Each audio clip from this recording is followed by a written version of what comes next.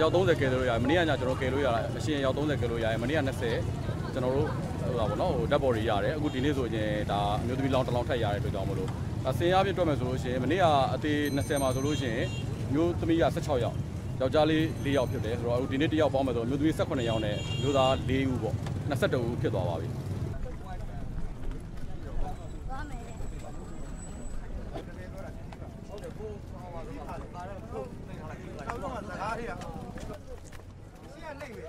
နောက်ကပြောက်ပဲနောက်ကမြင်ပါ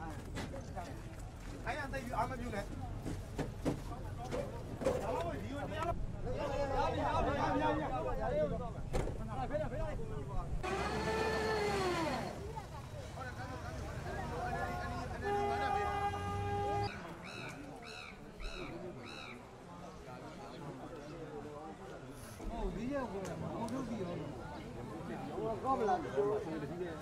ကျွန်တော်ဘက်တော့မှောက်သွားတာပေါ့မှောက်ပြီးတော့ကျိုးသွားတော့ဒီလိုကျွန်တော်ဒီအပေါ်မှာနေတဲ့ဒီယောက်ျားလေးတွေကတော့ကိုယ့်ကိုကူးကတ်တော့အသက်ရှင်တဲ့လူများတယ်ပေါ့အဲကမိန်းကလေးတွေကလေးတွေတော့အကုန်လေးပါတည်4ယောက်လောက်ပဲရှင်